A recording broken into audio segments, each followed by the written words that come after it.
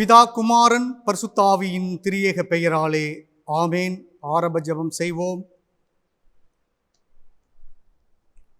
அன்புள்ள பரமபிதாவே, உம்மை தொழுது கொள்ளவும் நீர் எங்களுக்கு தயவாய் சொல்லுகிறதை கேட்கவும் நாங்கள் இவ்விடத்தில் வந்திருக்கிறோம். ஆண்டவரே, நாங்கள் உமது வசனத்தை கேட்டு எங்கள் பாவங்களுக்காக வருத்தம் அடைந்து உயிருள்ள போதும் மரண வேளையிலும் இயேசுவை விசுவாசித்து அவரை தினந்தோறும் பின்சென்று நல் நடத்தையில் வளரும்படி உமது பரிசுத்த ஆவியை கொண்டு இயேசு கிறிஸ்து நிமித்தம் எங்கள் மனதை உற்சாகப்படுத்த வேண்டும் என்று உம்மை கெஞ்சி கேட்டுக்கொள்ளுகிறோம் பிதாவே, ஆமேன்.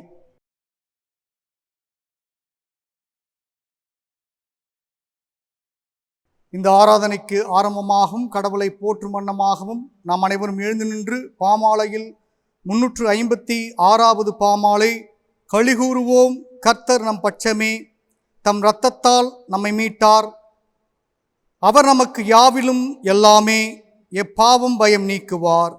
கர்த்தர் நம் பட்சம், கர்த்தர் நம்மோடு, கர்த்தர் சகாயர், யார் எதிர்க்க வல்லோர் என்ற பாமாலை 356ஐ நாம் அனைவரும் எழுந்து நின்று பாடுவோம்.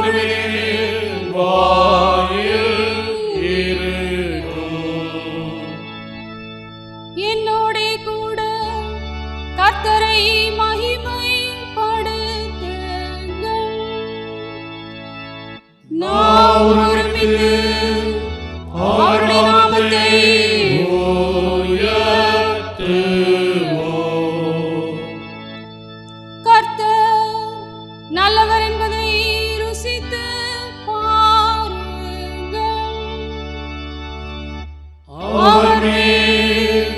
நம்பிக்கையாயிருக்கிற மனுஷன்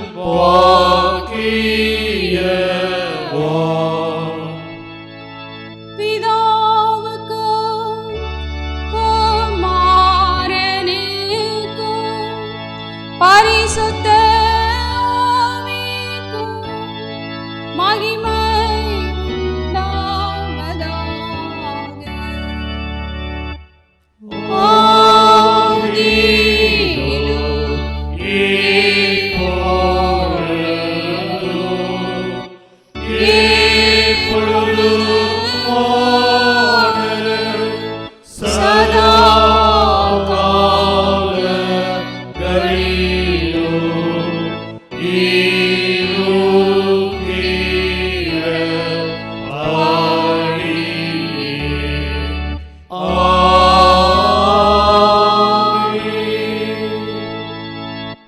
பிரியமானவர்களே, நமக்கு பாவம் இல்லை என்போமானால் நம்மை நாமே வஞ்சிக்கின்றவளாவோம்.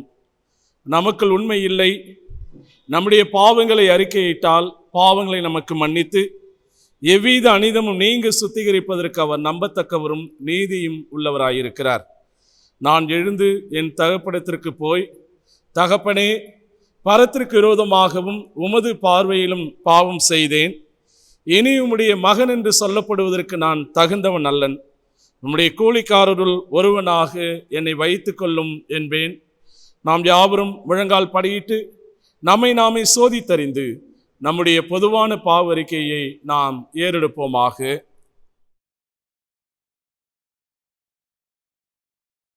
தயவும் இரக்கமுள்ள கடவுளே, நாங்கள் துர்க்கணத்திலே உருவாகி பாவிகளாய் பிறந்து எங்கள் சிந்தையிலும் வார்த்தையிலும் செய்கையிலும் பெரும் பாவிகள் என்று ஒப்புக்கொள்கிறோம். எங்கள் நடத்தின்படி நீர் எங்களுக்கு சரி கட்டுவீரானால் நாங்கள் நம்முடைய கோபத்திற்கும் தண்டனைக்கும் உட்படுவோம். ஆகிலும் கடவுளே, எங்கள் இரட்சகராகிய இயேசு கிறிஸ்து நிமித்தம் எங்கள் பாவங்களை எல்லாம் மன்னித்து நாங்கள் மெய் விசுவாசத்திலும் நல்லடக்கிலும் நிலைத்திருந்து உம்மை சேவிக்கும்படி சகல விதமான துர் ஆசாபாசங்களும் நீக்கி எங்கள் மனத்தை உமது பரிசுத்த ஆவியினால் சுத்திகரித்தள்ளும். பிதாவாகிய கடவுளே, உம்முடைய பிள்ளைகளாக எங்களுக்கு இறங்கும். தயவாய் எங்களுக்கு துணை செய்தள்ளும்.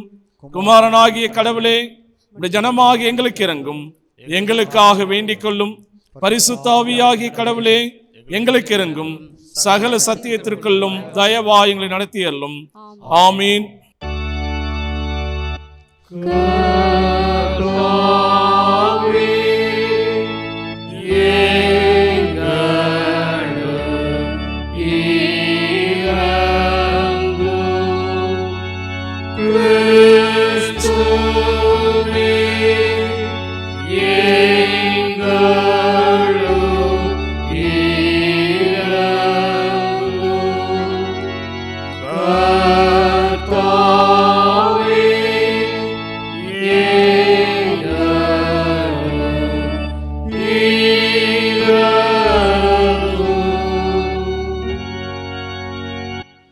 கடவுள் நமக்கு இறங்கினார்.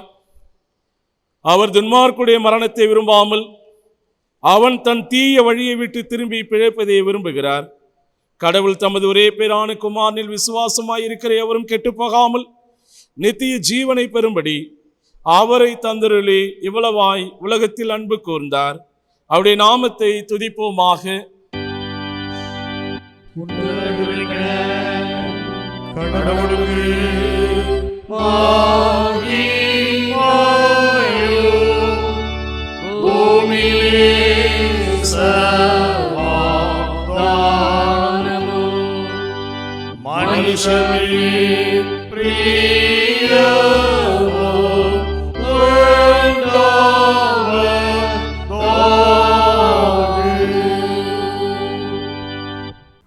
இந்த நாளுக்குரிய சங்கீதம்,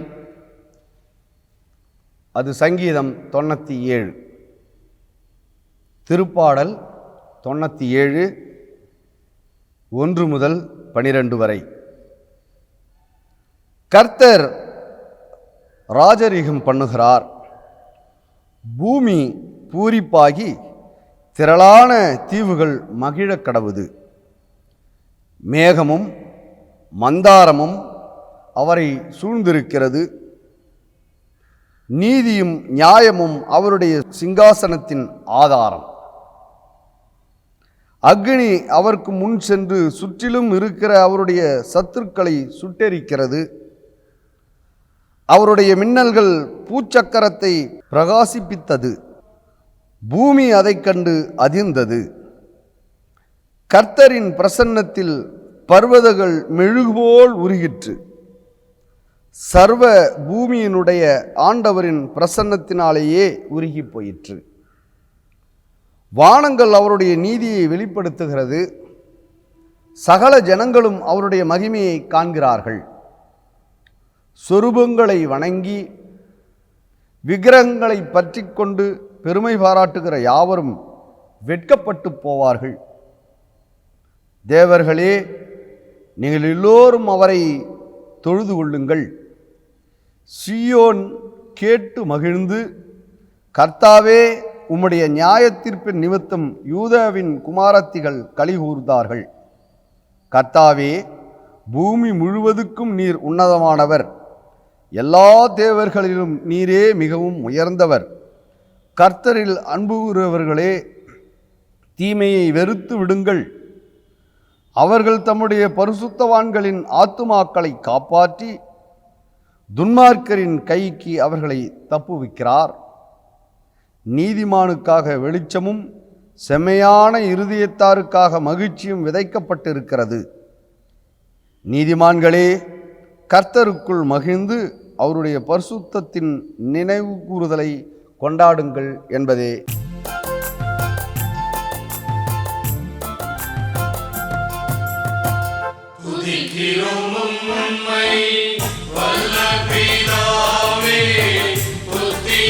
செய்வோம் உமை வாரசே, போற்றமும் மாட்சிமைக்கே பரனே, துன்னுமி மாட்சிமைக்கே பிதாவே.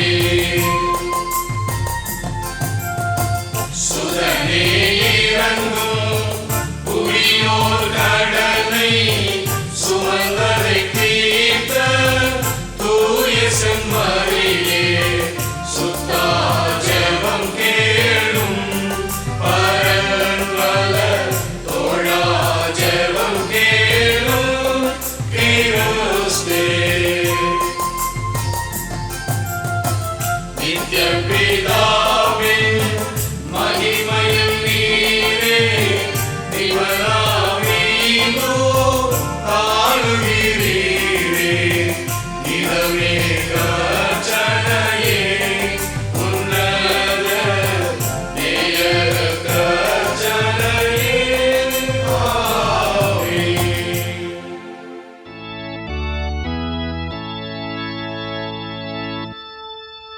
ஆண்டவர் உங்களோடு இருப்பாராக.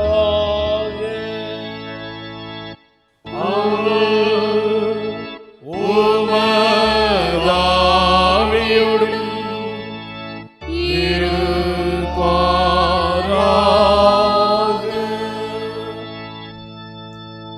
நாம் எல்லோரும் ஆண்டவரை நோக்கி வேண்டிக் கொள்வோமாக.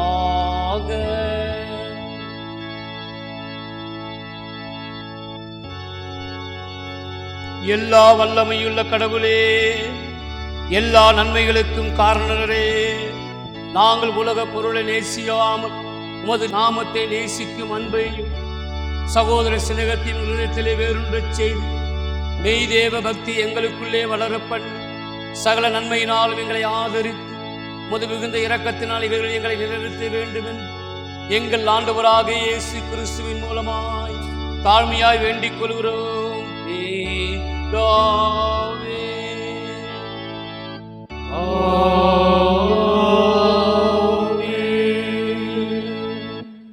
இந்த நாளுக்குரிய பழைய ஏற்பாட்டு பகுதி அது எசேக்கியல் 13ஆம் அதிகாரம் திருவார்த்தைகள் 10 தொடங்கி 16 முடிய. எசேக்கியல் இறைவாக்கினர் நூல் 13ஆம் அதிகாரம் திருவார்த்தைகள் 10 தொடங்கி 16 வரை வாசிக்க கவனமாக கேட்போம். சமாதானம் இல்லாதிருந்தும் சமாதானம் என்று சொல்லி அவர்கள் என் ஜனத்தை மோசம் போக்குகிறார்கள். மண் சுவர் கட்டி அதற்கு வெள்ளை அடிக்கிறார்கள். ஆதலால் வெள்ளை அடிக்கிறவர்களிடம் இதை சொல்லிவிடு, அது இடிந்து விழும். வெள்ளமாக அடிக்கிற மழை பொழியும், பெரும் கல்மழையும் சொரியும். கடுங்காற்றே அதை இடித்துவிடு. சுவர் விழும்பொழுது நீங்கள் வெள்ளையடித்தது என்னவாயிற்றென்று உங்களிடம் சொல்ல மாட்டார்களா? ஆகவே கர்த்தர் சொல்லுவதை கேளுங்கள். உன் உக்கிரத்திலே பெருங்காற்றை எழுப்பச் செய்வேன். என் கோபத்திலே வெள்ளமாக அடிக்கின்ற மழையும் உன் உக்கிரத்திலே சர்வ சங்காரம் செய்யும் பெரும் கல்மாரியும் வரும். நீங்கள் வெள்ளையடித்த சுவரை நான் அப்பொழுது இடித்து அதன் அஸ்திபாரம் வெளியே தோன்ற அதை தரையிலே விழப்பண்ணுவேன். அது விழும்போது உள்ளே இருக்கிற நீங்கள் சர்வ சங்காரம் ஆவீர்கள். நானே கர்த்தர் என்று அப்பொழுது அறிந்து கொள்வீர்கள். இவ்விதமாக சுவரிலும் அதற்கு வெள்ளையடித்தவரிடத்திலும் நான் என் உக்கிரத்தை தீர்த்து கொண்டு உங்களுக்கு இப்படி சொல்வேன். சுவரும் இல்லை, அதற்கு வெள்ளையடித்தவர்களும் இல்லை. எருசலேமை குறித்து சமாதானம் இல்லாதிருந்தும் அதன் சமாதானத்தை தரிசனம் கண்டு தீர்க்க தரிசனம் சொல்லுகிற இஸ்ரவேலின் தீர்க்கதரிசிகளே இல்லாமற் போனார்கள். கர்த்தர் உரைத்த வாக்கு இதுவே என்பதே இந்த வாரத்திற்கென்று வாசிக்க வேண்டிய நிருப வாக்கியம். அது அப்போஸ்தலர் நடபடிகைகள் 20ஆம் அதிகாரம் திருவார்த்தைகள் 24 தொடங்கி 35 முடிய. அப்போஸ்தலர் 20ஆம் அதிகாரம் 24 35 வரை. ஆகிலும் என் உயிரை ஒரு பொருட்டாக மதியேன், அருமையாக எண்ணினேன். என் ஓட்டத்தை முடிக்கவும் கடவுளுடைய கிருபையின் சுவிசேஷத்தை வற்புறுத்தி கூறும்படி ஆண்டவராகிய இயேசுவிடம் நான் பெற்றுக்கொண்ட ஊழியத்தை நிறைவேற்றுமே விரும்புகிறேன். நான் உங்களுக்குள் சுற்றித் திரிந்தும் ராஜ்யத்தை பிரசங்கித்ததும் கேட்டவர்களாகிய நீங்கள் எல்லோரும் இனி என் முகத்தை காண்பதில்லை என்பது எனக்கு தெரியும். கடவுளின் ஆலோசனையில் ஒன்றையும் நான் மறைத்து வைக்காமல் எல்லாவற்றையும் உங்களுக்கு அறிவித்தேன். ஆதலால் எல்லாவற்றுடைய இரத்தப்பழிக்கும் நான் நீங்களானவன் என்று இன்றைய தினம் உங்களுக்கு வற்புறுத்தி கூறுகிறேன். உங்களை சுற்றிலும் கடவுள் தமது சுய இரத்தத்தினால் சம்பாதித்து கொண்ட தமது சபையை மேய்ப்பதற்கு பரிசுத்த ஆவி உங்களை அத்தியட்சர்களாகவும் வைத்து மந்தை முழுவதையும் குறித்தும் எச்சரிக்கையாயிருங்கள். நான் போன பின்பு மந்தையை தப்பவிடாத கொடிய ஓநாய்கள் உங்களுக்குள்ளே வரும். சீஷர்களை தங்கள் பின்னே இழுத்து கொள்ளும்படி மாறுபாடானவர்களை பேசுகிறவர்கள் உங்களில் எழும்புவார்கள் என்பதும் எனக்கு தெரியும். ஆனபடியால் விழித்திருங்கள். நான் 3 வருஷ காலம் இரவும் பகலும் கண்ணீரோடு இடைவிடாமல் ஒவ்வொன்றுக்கும் புத்தி சொல்லி வந்தேன் என்பதையும் நினைத்து கொள்ளுங்கள். அப்பொழுது உங்களை ஆண்டவருக்கும் அவர் கிருபையின் வார்த்தைகளுக்கும் ஒப்புவிக்கிறேன். பக்தி விருத்தியும் பரிசுத்தமாக்கப்பட்ட அனைவருக்குள்ளும் சுதந்திரத்தையும் கொடுப்பதற்கு அது வல்லமையுள்ளது. எவனுடைய வெள்ளிக்கும் பொன்னுக்கும் வஸ்திரங்களுக்கும் நான் ஆசைப்படவில்லை. எனக்கும் என்னோடு இருந்தவர்களுக்கும் வேண்டியவைகளுக்காக இந்த கைகளாலேயே வேலை செய்தன என்று நீங்கள் அறிவீர்கள். இவ்விதமாய் உழைத்து பலவீனரை தாங்க வேண்டுமென்றும் வாங்குவதை பார்க்கிலும் கொடுப்பதே பாக்கியம் என்ற ஆண்டவராகிய இயேசு சொன்ன வார்த்தைகளை நினைத்து கொள்ள வேண்டுமென்றும் எல்லாவற்றிலும் உங்களுக்கு மாதிரியாக காண்பித்தேன் என்று சொன்னேன் என்பதாகும்.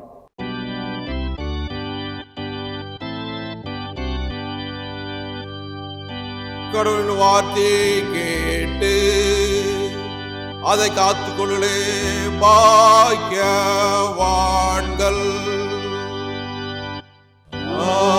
அல்லேலூயா, அல்லேலூயா, அல்லேலூயா.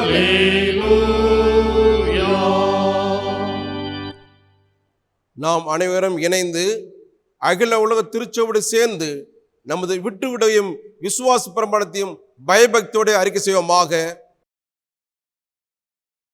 நான் பிசாசையும் அவன் செய்ய எல்லாவற்றையும் அவன் ஆடம்பரம் எல்லாவற்றையும் விட்டுவிடுகிறேன். வானத்தையும் பூமியையும் படைத்த சர்வ வல்லமுள்ள பிதாவை விசுவாசிக்கிறேன். ஒரே குமாரன் நம்மளோட இயேசு கிறிஸ்துவை விசுவாசிக்கிறேன். ஒரு பரிசுத்தாவினாலே கன்னிமரியாள் பிறந்து பொந்து பிலாத்தின் காலத்தில் பாடுபட்டு சிலுவையில் அறையுண்டு மரித்து அடக்கம் பண்ணப்பட்டார். பாதாளத்தில் இறங்கி மூன்றாம் நாள் மரித்து உயிர்த்தெழுந்து பரமலைக்கு ஏறி சர்வ வல்லமுள்ள பிதாவாகிய கடவுளிட்டிருக்கிறார். அவரிடத்தில் உயிரோரையும் மருத்துவரையும் நியாயத்தில் விசுவாசிக்கிறேன். பரிசுத்த ஆவியை விசுவாசிக்கிறேன். பொதுவாக பரிசுத்த சபையும் பரிசுத்த ஐக்கியத்தையும் பாவ மன்னிப்பையும் சரீர விடுதலையும் நித்திய விசுவாசிக்கிறேன். ஆமென்.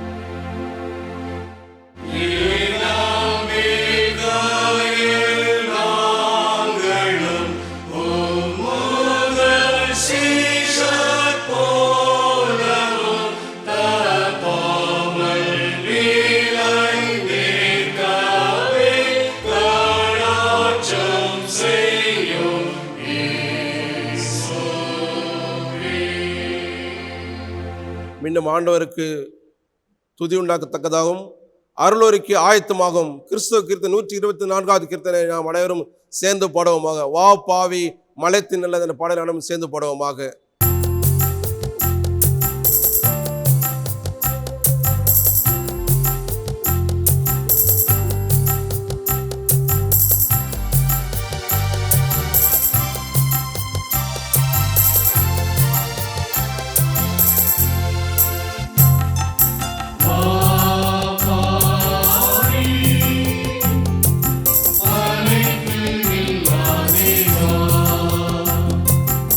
Oh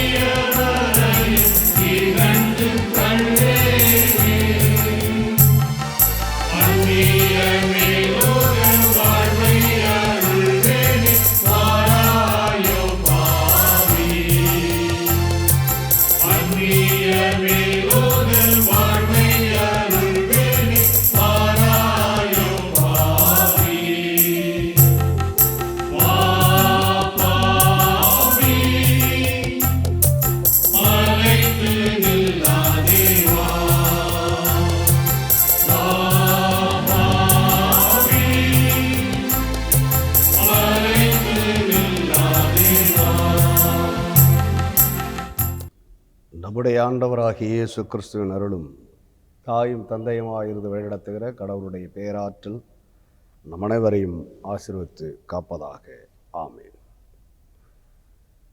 திருத்துவ திருநாளுக்கு பின்வரும் 8ஆம் ஞாயிறாகிய இன்றைய தினம் அருளுரைக்காக திருச்சபை பெரியோர்களால் கொடுக்கப்பட்டிருக்கிற நற்செய்தி பகுதி, அது தூய மத்தேயு எழுதிய நற்செய்தி நூல் 7ஆம் அதிகாரம் திருவார்த்தைகள் 22 தொடங்கி 29 முடிய. தூய மத்தேயு எழுதிய நற்செய்தி நூல் 7ஆம் அதிகாரம் திருவார்த்தைகள் 22 தொடங்கி 29 முடிய வாசிக்க அனைவரும் கவனமாக கேட்போம். அந்நாட்களில் அநேகர் என்னை நோக்கி, கர்த்தாவே, கர்த்தாவே, உமது நாமத்தினாலே தீர்க்க தரிசனம் உரைத்தோம் அல்லவா? உமது நாமத்தினாலே பிசாசுகளை துரத்தினோம் அல்லவா? உமது நாமத்தினாலே அநேக அற்புதங்களை செய்தோம் அல்லவா என்பார்கள். அப்பொழுது நான், ஒரு காலம் உங்களை அறியவில்லை, அக்கிரம செய்கைக்காரரே, என்னை விட்டு அகன்று போங்கள் என்று அவர்களுக்கு சொல்லுவேன். ஆகையால் நான் சொல்லிய இந்த வார்த்தைகளை கேட்டு அவைகளின்படி செய்கிறவர் எவரோ அவனை கன்மலையின் மேல் தன் வீட்டை கட்டின புத்தி உள்ள மனுஷனுக்கு ஒப்பிடுவேன். பெருமழை சொரிந்து பெருவெள்ளம் வந்து காற்று அடித்து அந்த வீட்டின் மேல் மோதியும் அது விழவில்லை. ஏனென்றால் அது கன்மலையின் மேல் அஸ்திபாரம் போடப்பட்டிருக்கிறது. நான் சொல்லிய இந்த வார்த்தைகளை கேட்டு இவைகளின்படி செய்யாதிருக்கிறவன் எவனோ அவன் தன் வீட்டை மணலின் மேல் கட்டின புத்தி இல்லாத மனுஷனுக்கு ஒப்பிடப்படுவான். பெருமழை சொரிந்து பெருவெள்ளம் வந்து காற்று அடித்து அந்த வீட்டின் மேல் மோதின பொழுது அது விழுந்து முழுவதும் அழிந்தது என்றார். இயேசு இந்த வார்த்தைகளை சொல்லி முடித்த பொழுது அவர் வேதபாரகர்களைப் போல் போதியாமல் அதிகாரமுடையவராய் அவர்களுக்கு போதித்தபடியால் ஜனங்கள் அவருடைய போதகத்தை குறித்து ஆச்சரியப்பட்டார்கள் என்பதே.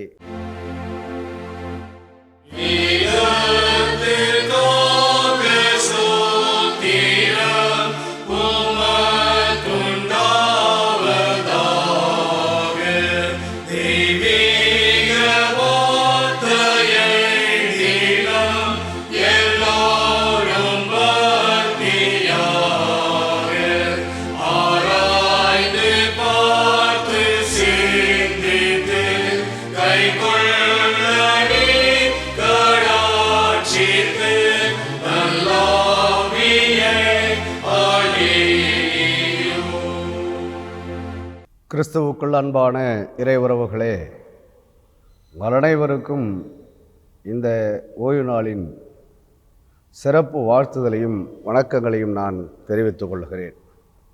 கடவுளின் நிறைவான சமாதானமும் மகிழ்ச்சியும் மனரமியமும் நல்வாழ்வும் உங்கள் ஒவ்வொருடைய உள்ளங்களையும் இல்லங்களையும் ஆசீர்வதித்து காப்பதாக. வாசிக்க கேட்ட திருமறை பகுதி மத்தேயு 7ஆம் அதிகாரம் திருவார்த்தைகள் 22 தொடங்கி 29 வரை உள்ள பகுதி. இந்த பகுதி நமக்கு சொல்லுகிற ஆழமான செய்திகள் நம் வாழ்வியலோடு பொருத்தி பார்க்க இந்த நாளை நாம் பயன்படுத்துவோம். வாழ்வின் அடித்தளம், வாழ்வனைத்தின் ஊற்றாக, வாழ்வின் வழிகாட்டியாக, வாழ்வின் மூலமாக கிறிஸ்து இருக்கிறார். அவரே வாழ்வின் ஊற்று. கிறிஸ்துவின் மூலமே எல்லாம் உண்டாயிற்று என்று யோவான் நற்செய்தி நூல் 1ஆம் அதிகாரம் 3வது வசனம் குறிப்பிடும். அனைத்தும் அவர் மூலமே உண்டாக்கப்பட்டது என்று. அப்படி அவர் மூலமாய் இவ்வுலகத்திற்கு வாழ்வளித்து வாழ்வுக்கு வழிகாட்டிய கடவுள் அந்த வாழ்வு சிதைந்த பொழுது, அந்த வாழ்வை மனிதன் நிலைநிறுத்தி கொள்ள தவறிய பொழுது,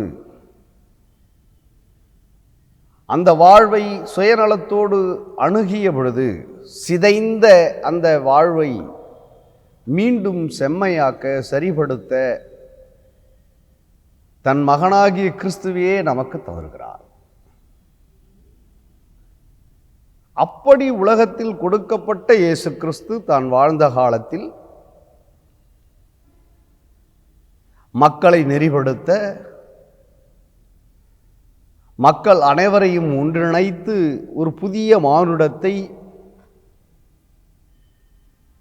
இறையாட்சிக்குரிய தகவமைப்பு கொண்ட உலகமாக மாற்ற கடவுள் தந்த போதனைகள் அனைத்தும் உள்ளடக்கிய பகுதிதான் இந்த மத்தேயு 5ஆம் அதிகாரம் 6, 7. இவை மூன்றும் ஆண்டவர் வாழ்ந்த காலத்தில் அவர் மூலம் உலகிற்கு கொடுக்கப்பட்ட போதனைகளுடைய ஒட்டுமொத்தத்தை இந்த பகுதிகளில் நாம் பார்க்க முடியும்.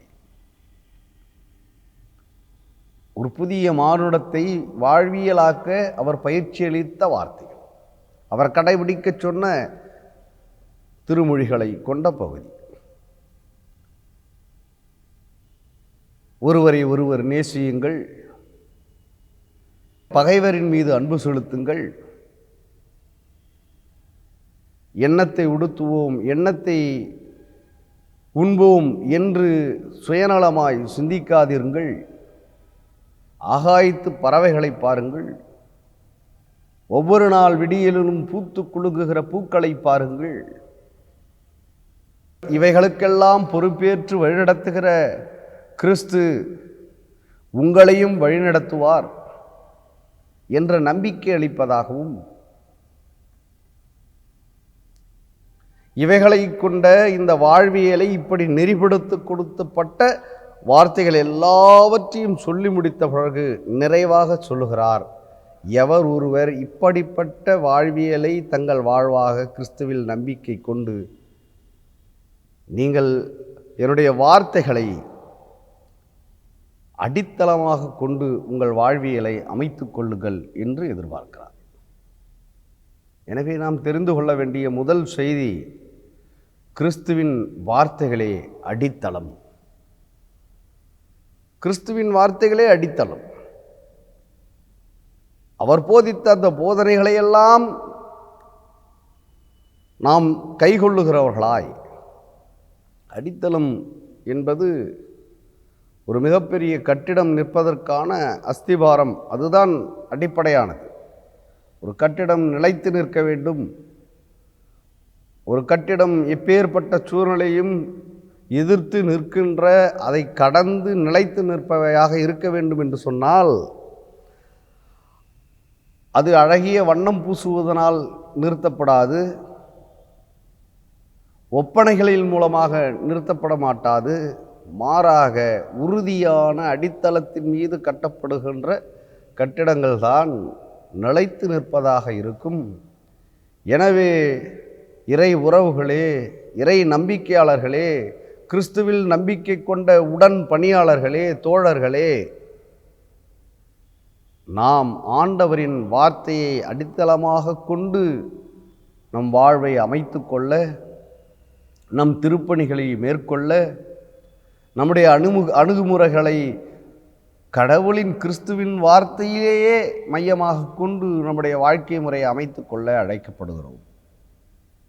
கிறிஸ்துவின் வார்த்தைகளே அடித்தளமாக இருக்கிறது என்ற அந்த உண்மையை உணர்ந்தவர்களா, இவ்வுலகத்தில் நாம் வாழுகிற பொழுது ஏற்படுகிற சங்கடங்களை, சச்சரவுகளை, தோல்விகளை, சவால்களை கடவுளின் வார்த்தையை எதை கொண்டு நாம் எதிர்கொள்ளுகிறோம்? கடவுளின் வார்த்தையை அடித்தளமாக கொண்டு இந்த உலகம் தருகிற சஞ்சலங்களை, சங்கடங்களை எதிர்கொள்ளுகிறோமா? அல்லது உலகம் தருகிற ஒரு மாயையான நம்பிக்கை, வலுவுள்ளவன் மட்டும்தான் வாழ முடியும், காசு இருக்கிறவன் தான் பிழைக்க முடியும், என்று இப்படி உலகம் ஒரு தகவலை ஒருவர் தாழ்ந்தும் ஒருவர் உயர்ந்தும் இருந்தால் தானே அப்புறம் வேலை செய்கிறதுக்கே ஆள் இல்லைன்னா யார் தான் வேலை செய்வது?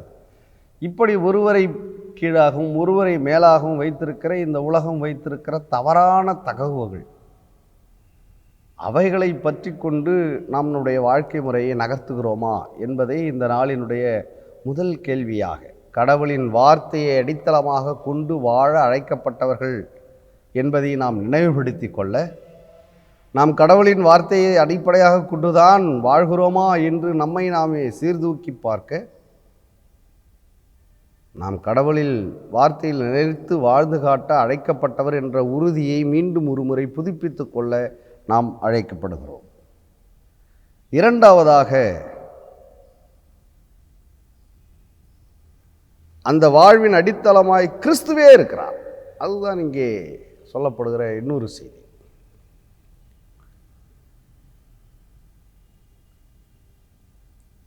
கிறிஸ்துவின் வார்த்தைகளே அடித்தளம் என்று நம்பிக்கையோடு நாம் நம்முடைய வாழ்க்கையை நகர்த்துகிற பொழுது இன்னொரு புரிதலுக்குள்ளாகவும் நாம் வர வேண்டும். அது என்னவென்றால், கிறிஸ்துவின் வார்த்தை இல்லை, கிறிஸ்துவே அடித்தளமாய் இருப்பவர். நம்முடைய குடும்ப வாழ்வாகட்டும், நம்முடைய திருச்சபைகளாகட்டும், நம் வாழ்வு எப்படி தழைக்கும், நம் வாழ்வு எப்படி செழிப்புறவதாக வளரும், இவைகளெல்லாம் எவைகளை கொண்டு என்றால் கிறிஸ்துவையே அடித்தளமாக கொள்ளுகிற பொழுது. திருமறை நமக்கு சொல்லுகிறது, இயேசுவே நமக்கு அடித்தளம். முதலாவது நான் குறிப்பிட்டேன் கிறிஸ்துவின் வார்த்தையே அடித்தளம் என்று. இரண்டாவது, கிறிஸ்துவே அடித்தளம். நாம் எந்த அடித்தளத்தின் மீது கட்டப்பட்டிருக்கிறோம்? பவுல் கொரிந்துக்கு எழுதுகிற பொழுது பல்வேறு குழுக்களை பற்றி, அங்கே பல குழுக்கள், சிலர் அப்போலோவை பின்பற்றுவதாக, சிலர் நான் பர்னபா, சிலர் பவுல் என்றும் சொல்லிக் கொண்டிருக்கிற பொழுது பவுல் குறிப்பிடுவார், நாம் யாருமே கிடையாது, கிறிஸ்து தான். விதைக்கிறவர் ஒருவர், நீர்ப்பார்ச்சுகிறவர் ஒருவர், ஆனால் விளையச் செய்கிறவர் கிறிஸ்து என்பதை அங்கே குறிப்பிடுவார். எனவே கிறிஸ்துதான் அனைத்தும், கிறிஸ்துவே வாழ்வு, கிறிஸ்துவே மூலம், கிறிஸ்துவே அனைத்தும். நாம் அதன் பணியாளர்கள், நாம் அதனுடைய நீட்சிப்பை செய்யக்கூடிய கடமைப்பட்டவர்கள். இதில் நாம் பெருமை பாராட்டிக் கொள்ள ஒன்றுமில்லை. நாம் இந்த காலகட்டத்தில் கடவுளின் அருட்கொடையால் நாம் இங்கே இருக்கிறோம். மனிதர்களாக, நண்பர்களாக, உறவுகளாக, திருச்சபையாராய், சமூக பொறுப்பாளர்களாய், மனிதர்களாய் இங்கே படைக்கப்பட்டிருக்கிறோம். கிறிஸ்துவின் வார்த்தையை அடித்தளமாக கொண்டு, கிறிஸ்துவே முற்று முழுவதுமாக அடித்தளமாக கொண்டு நம்முடைய வாழ்வை அமைத்து கொள்ள, நகர்த்த கடவுள் நம்மை எதிர்பார்க்கிறார். இதுதான் அடிப்படையான நோக்கம். கிறிஸ்துவின் வார்த்தையிலும் யாரிடமிருந்து வந்தது? அது கிறிஸ்துவிட. எனவே கிறிஸ்துவே அடித்தளமாக கொண்டு நாம் உலக நிகழ்வுகளை, உலக அநீதிகளை கடவுளின், கிறிஸ்துவின் அடித்தளமாக கொண்டு அதை எதிர்கொள்வது, கிறிஸ்துவை முன்னிட்டு நம்முடைய நிலைப்பாட்டை வெளிப்படுத்துவது, கிறிஸ்துவை மையமாக கொண்டு அணுகுமுறை மேற்கொள்வது, நாம் கிறிஸ்துவை பிரதிபலிப்பவர்களாக இருப்பது. நிறைவாக எபேசியர் 2ஆம் அதிகாரம் 20-21 நீங்கள் வாசிக்கிற பொழுது இப்படி இருக்கும். திருத்தூதுவர்கள், இறைவாக்கினவர்கள் என்பவர்களுடைய அடித்தளத்தின் மேல் கட்டப்பட்டவர்களாய் இருக்கிறீர்கள். அதற்கு இயேசு கிறிஸ்து தாமே மூளைக்கல்லாய் இருக்கிறார். யாரெல்லாம் கிறிஸ்துவின் வார்த்தையை அடித்தளமாக கொண்டு தன் வாழ்வை அமைத்துக் கொள்ளுகிறார்களோ, யாரெல்லாம் கிறிஸ்துவையே தன் வாழ்வின் அடித்தளமாக கொண்டு தன் வாழ்வை அமைத்துக் கொள்ளுகிறார்களோ, அப்படிப்பட்டவர்கள் எல்லோரும் ஒரு காலத்தில் எப்படிப்பட்டவர்களாக மாறுகிறோம் என்றால் நாமே அடித்தளமாகிறோம், கிறிஸ்து அதன் மூளைக்கல்லாக மாறுகிறார். இந்த மூளைக்கல் என்ற அந்த வார்த்தை ஒரு சிறப்பு வாய்ந்த வார்த்தை. It is a key stone என்று சொல்லுகிறார்கள். நல்ல அதற்கு மூளைக்கல் என்ற அந்த வார்த்தையை புரிந்து கொள்வதற்கான மற்றொரு தமிழ் சொல் இணைப்புக்கள். அடித்தளமாக கிறிஸ்துவின் வார்த்தையும் கிறிஸ்துவத்தையும் அடித்தளமாக கொண்டவர்களெல்லாம் அடிப்படையாக கொண்டு பிற மக்களோடும் பிறருடைய நலனிலும் நாம் அவர்களையும் உள்ளடக்கி வாழ்வதற்கு கிறிஸ்து இணைப்புக்கல்லாக இருக்கிறார்.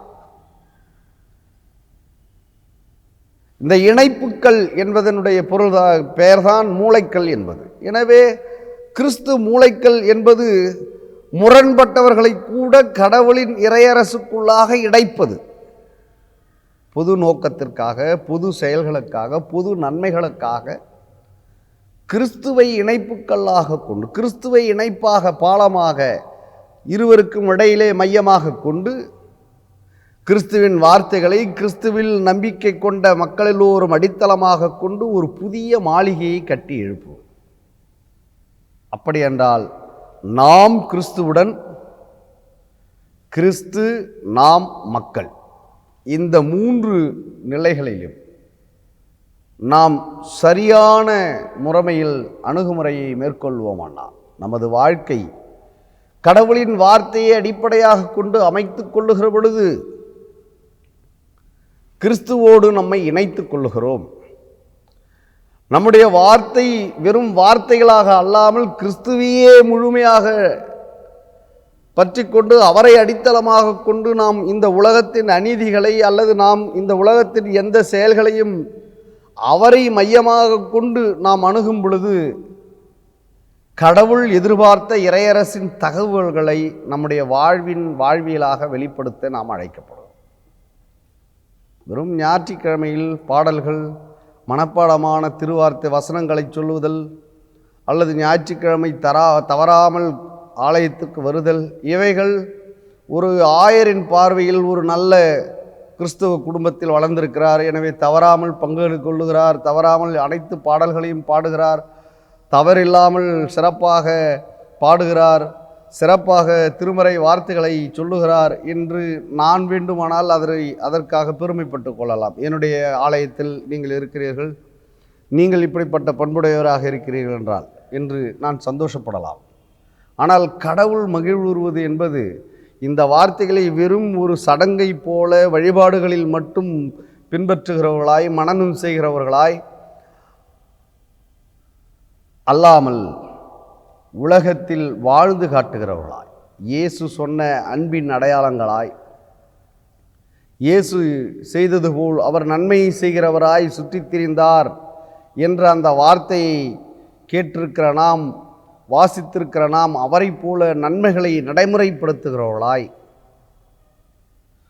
கிறிஸ்துவை மையமாக கொண்டு இணைப்புக்கல்லாக கொண்டு பிற மக்களையும் எளியோர்களையும் நியாயத்திற்காய் குரல் கொடுப்போரையும் சமூக அக்கறை உள்ளவர்களையும் பிறரையும் இணைத்து கொள்ளுகிற கிறிஸ்துவின் பொருட்டு கிறிஸ்துவை இணைப்பாக கொண்டு அந்த பொது நீதிகளில் நம்மை இணைத்து கொண்டு அவைகளுக்காய் செயலாற்றுகிற சென்ற வாரம் கூட ஒரு வார்த்தை நாம் அருளுரையிலே கேட்டிருப்போம். நான் வீட்டின் அறைக்குள்ளாக மெல்லிய குரலில் சொல்லுவதை நீங்கள் வீட்டின் மேல் தளத்திலிருந்து உறக்கச் சொல்லுங்கள் என்று சொல்லுவதாக அமைந்த அந்த வார்த்தையை தியானித்திருப்போம். இந்த உறக்க கூறுவது என்பது ஏதோ ஒரு மொட்டை மாடியில் இருந்து இயேசுவே கடவுள் என்று உரத்து கொண்டு சொல்லுவதல்ல. நாம் இப்படி வழிபாட்டுத்தல அறைகளுக்குள்ளாய் புரிந்து கொண்ட கடவுளின் வார்த்தையை நாம் இப்படி வழிபாடு தலங்களில் அறைகளுக்குள்ளாக புரிந்து கொண்டு கிறிஸ்துவை வெளி உலகத்திலே வாழ்ந்து காட்டுவதன் மூலமாக இந்த சத்தமாக சொல்லுங்கள் என்ற அந்த வார்த்தை வாய்களால் சத்தமிடுவதல்ல அல்லது வாய்களால் பேசுவதல்ல, வாழ்க்கை முறையால் வாழ்ந்து காட்டுங்கள். நான் உங்களுக்கு போதித்திருக்கிற நான் உங்களிடம் எதிர்பார்த்திருக்கிற அந்த எதிர்பார்ப்புகளை, இறையரசின் தகவுகளை, இறையரசுக்குரிய உயரிய விழிமயங்களை, அறம் சார்ந்த வாழ்க்கையை, நல் ஒழுக்கத்தை, நற்சிந்தனையை, பகிர்தலை, உறவுகளை பேணுவதிலை உண்மையுள்ள சிந்தையோடும் நியாயத்தோடு எல்லா நிலைகளிலும் கடவுளின் நீதியிலிருந்து அவைகளை மேற்கொள்வதும் அணுகுவதுமான வாழ்க்கை முறை மெய்யாகவே கற்பாறையின் மீது கட்டப்பட்ட கற்களாகும். அப்படிப்பட்ட வாழ்க்கை வாழ தனிநபர்களாக, திருச்சபையாக நம்முடைய வாழ்க்கை முறை கிறிஸ்துவின் வார்த்தையின் மீது கட்டப்பட்ட வாழ்க்கை முறையாய், கிறிஸ்துவில் கட்டப்பட்ட, அதன் மீது நிறுத்தப்பட்ட திருச்சபையாக, இறை மனிதராய், இறை மக்களாய், தனித்தும் குழுவாகவும், தனி மனிதராகவும், திருச்சபையாகவும் சமூகத்தில் நம்முடைய கடமைகளை, பொறுப்புகளை வெறும் நம்முடைய ஆலயத்திற்குள்ளாக இருப்பவர்கள் மட்டும் இறையரசுக்குரியவர்களாக அல்லாமல், இவ்வுலகமே இறையரசின் தகவலுக்கு தம்மை உட்படுத்தி கொள்ளுகிற அந்த மாபெரும் உன்னத எதிர்பார்ப்பை நிறைவேற்றுகின்ற பொறுப்புடையவர்கள் என்ற உணர்வோடு நம்முடைய வாழ்க்கை முறை அமையுமானால், மெய்யாகவே நம்முடைய வாழ்வின் மையப்பகுதியாய் கிறிஸ்து அடித்தளமிட்டிருக்கிறார். மெய்யாகவே கிறிஸ்துவின் வார்த்தை நம் வாழ்வின் அடித்தளமாக கொண்டு நம்மை இயக்குகிறது. மெய்யாகவே கிறிஸ்து நம் வாழ்வியலோடு இணைந்து செயலாற்றுகிறார் என்பதை உலகமும் புரிந்து கொள்ள வழி செய்யும். அப்படிப்பட்ட சிறப்புக்குரிய பண்புடையவர்களாய், சிறப்புக்குரிய தகவுகளை நம் வாழ்வியலாக வளர்த்து கொள்ள, பயிற்சிகளை மேற்கொள்ள, சிறுவர் முதல் பெரியோர் வரை ஆண் பெண் எல்லா நிலைகளிலும் ஒரு சமத்துவமான சிந்தனையுடன் கடவுளின் எதிர்பார்ப்பை நிறைவேற்றுகிற மக்களாக நம்முடைய வாழ்வின் பயணங்களை தொடர்வோம். ஆண்டவர் நம்மை வழிநடத்தி காப்பாராக. ஆமென். கண்களை மூடி ஆண்டவரை நோக்கி வேண்டிக் பேரருள் நிறைந்த எங்கள் ஆண்டவரே, எங்கள் பெற்றோரின் கடவுளே, வாழ்வின் ஊற்றே, உமக்கு நன்றி செலுத்துகிறோம். அந்த ஊற்றான் நீர் உம்முடைய ஒரே பேரான குமாரை உலகத்தில் தந்து எங்களை செம்மைப்படுத்த, எங்களை மீட்டெடுக்க நீர் அனுப்பியிருக்கிறீர். நன்றி செலுத்துகிறோம். அவருடைய வார்த்தைகளும் கிறிஸ்துவுமே எங்கள் வாழ்வின் அடித்தளமாக அமைகிற பொழுது நீர் எதிர்பார்க்கிற அந்த நிறைவுள்ள வாழ்வை நோக்கிய பயணம் சரியான இலக்கிலே பயணிக்கிறது என்பது பொருள்படும். அப்படி பயணிக்க வேண்டும் என்ற எதிர்பார்ப்பை நீர் எங்கள் முன்பாக வைத்திருக்கிறீர். தனி மனிதர்களாகவும் திருச்சபையாகவும் அந்த முழுமையை நோக்கிய பயணத்திற்கு நாங்கள் எங்களை முழுமையாய் ஒப்படைக்கக்கூடிய பொறுப்புணர்வை எங்களுக்கு உணர்த்தியதற்காக நன்றி செலுத்துகிறோம். ஒருவேளை நாங்கள் அந்த பயணங்களை மேற்கொள்ளவில்லை என்றாலும், அப்படி பயணிக்கின்ற மக்களை கிறிஸ்துவினோடு இணைத்து பார்த்து அவர்களோடு நாங்களும் இணைந்து அந்த புதிய வாழ்வை நோக்கிய, முழுமையை நோக்கிய பயணத்திற்கு எங்களை இணைத்து கொள்ளவும் நீர் உந்துதல் அளித்திருக்கிறீர். உம்முடைய வார்த்தைகளுக்காக நன்றி செலுத்துகிறோம். ஆண்டவரே, நாங்கள் உமது வார்த்தையிலே அடித்தளமாக கொண்டு, கிறிஸ்துவிலே நாங்கள் அடித்தளமாக கொண்டு எங்கள் வாழ்வை அமைத்து கொள்ள உணர்த்தியதற்காக நன்றி செலுத்துகிறோம். அவர்களை நாங்கள் பின்பற்ற, தொடர்ந்து முயற்சிக்க, பயிற்சி மேற்கொள்ள ஆண்டவர் அருள் செய்யும். வயது முதிர்ந்த பெரியோர்கள் ஒவ்வொருவரையுடைய கரத்தில் ஒப்படைக்கிறோம். 60, 70, 80 வயதை கடந்திருக்கிற பெரியோர்களுக்காக வேண்டுகிறோம். ஆண்டவர் அப்படிப்பட்ட பெரியோர்களை ஆசீர்வதியும்.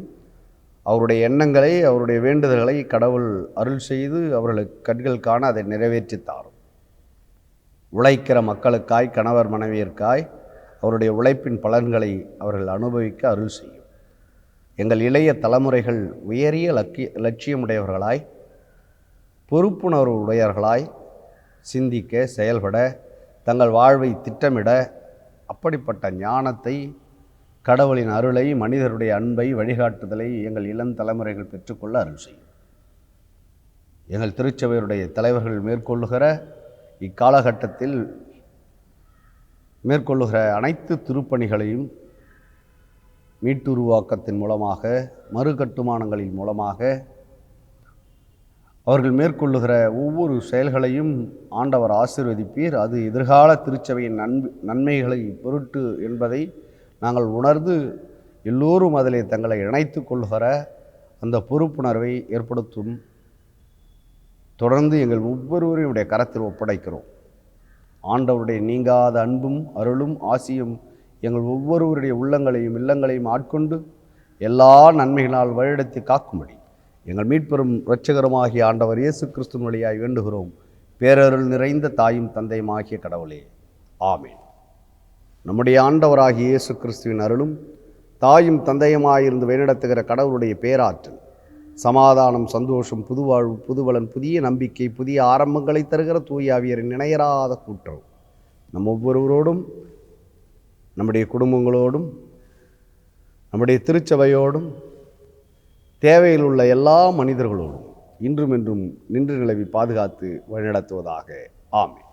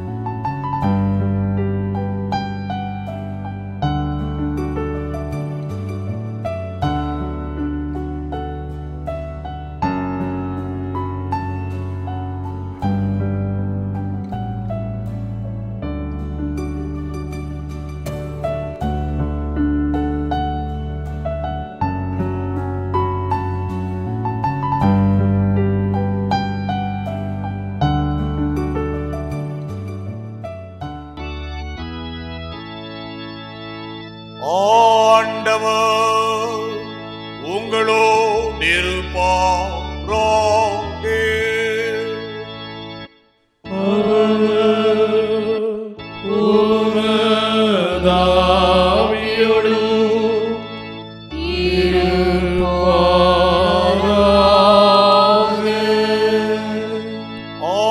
ஆண்டவர் உன்னை ஆசீர்வதித்து உன்னை காப்பாராக. ஆண்டவர் தம்முடைய முகத்தை உன்மேல் பிரகாசிக்க செய்து உன்மேல் கிருபையாய் இருப்பாராக. ஆண்டவர் தம்முடைய முகத்தை உன்மேல் பிரசன்னமாக்கி உனக்கு சமாதானம் கட்டளையிடுவாராக.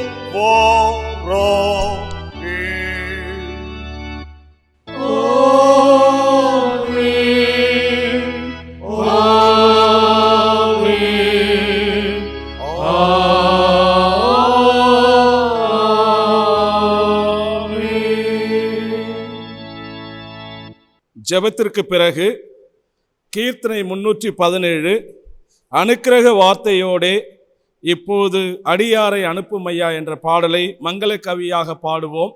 ஜெபம் செய்வோம். அன்புள்ள பரமபிதாவே, நாங்கள் நம்முடைய சித்தத்தின்படி விசுவாசிக்க வேண்டியதையும் செய்ய வேண்டியதையும் எங்களுக்கு கற்றுக் கொடுத்த உம்மை மனதார தோத்துரைக்கிறோம். ஆண்டவரே, நாங்கள் உமது வார்த்தையை நல்மனதில் பாதுகாத்து விசுவாசத்தில் பலப்பட்டு சன்மார்க்கத்தில் விருத்தியாகி ஜீவ காலத்திலும் மரண வேளையிலும் ஆறுதல் அடையும்படியாக இயேசு கிறிஸ்து நிமித்தம் உமது பரிசுத்த ஆவியை கொண்டு எங்களை துணை செய்தல வேண்டும் என்று உம்மை கெஞ்சி கேட்கிறோம் பிதாவே. ஆமீன்.